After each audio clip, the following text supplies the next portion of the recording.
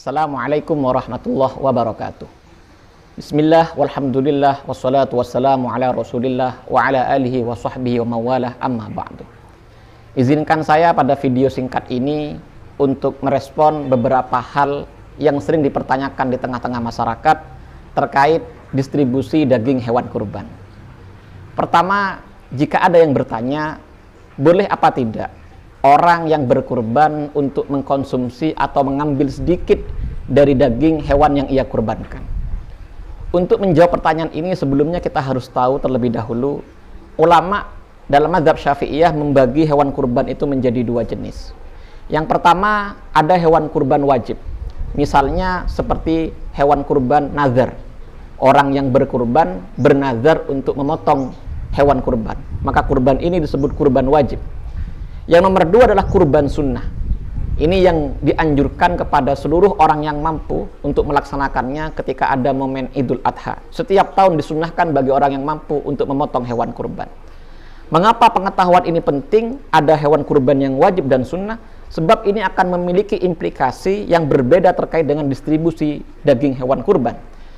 Bila hewan kurban itu adalah hewan kurban yang sifatnya wajib, maka bagi orang yang berkurban tidak diperkenankan dan tidak diperbolehkan untuk mengambil atau mengkonsumsi walaupun sedikit dari daging hewan kurban tersebut. Sepenuhnya harus dibagikan, harus didistribusikan, disedekahkan kepada orang lain. Orang miskin dan orang fakir harus mendapat jatah bagian, sisanya boleh juga dibagikan kepada orang yang kaya. Sedangkan jika kurbannya berupa kurban yang sunnah, maka orang yang berkurban justru dianjurkan, justru disunnahkan untuk mengambil ataupun memakan sedikit dari daging yang ia kurbankan, hewan yang ia kurbankan. Boleh untuk dimakan sendiri ataupun oleh keluarganya. Tentu yang paling baik dan paling afdol adalah ia hanya mengambil sedikit, kemudian yang paling banyak adalah disedekahkan atau didistribusikan kepada orang yang lain. Ulama memang memberinya batas sepertiga untuk mengambil bagian, namun semakin banyak yang dibagikan semakin baik. Kemudian pertanyaan kedua yang juga sering dipertanyakan di tengah-tengah masyarakat adalah, boleh apa tidak membagikan daging kurban dalam keadaan masak ataupun matang? Untuk menjawab pertanyaan ini, kita perlu tahu bahwasannya daging kurban itu boleh dibagikan kepada orang yang miskin, harus, dan boleh dibagikan kepada orang yang kaya. Hanya saja keduanya berbeda. Daging kurban yang dibagikan kepada orang yang kaya itu sifatnya adalah it'am. Ia hanya boleh untuk memakannya, hanya memiliki hak makan saja, atau boleh juga untuk memberinya sebagai suguhan kepada tamunya. Sementara untuk orang yang miskin, ini sepenuhnya adalah hak tamlik, sehingga orang miskin yang mendapatkan daging kurban, ia memiliki kebebasan bukan hanya untuk mengkonsumsinya, tapi boleh untuk menjualnya, ia boleh untuk menjadikannya hibah, ia boleh untuk mentasarufkan kepada hal-hal yang lain. Ia bebas, sepenuhnya hak miliknya.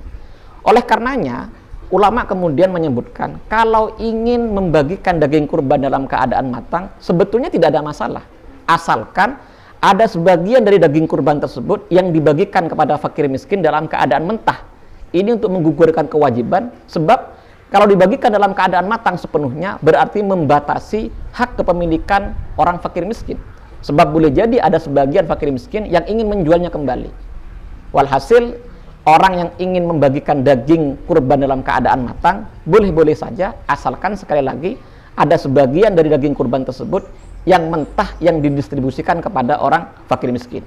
Walaupun apa yang kita kemudian banyak lakukan di masyarakat, membagikannya dalam keadaan mentah, memang lebih berhati-hati dan lebih sempurna, terutama ketika banyak yang didistribusikan kepada orang fakir dan miskin.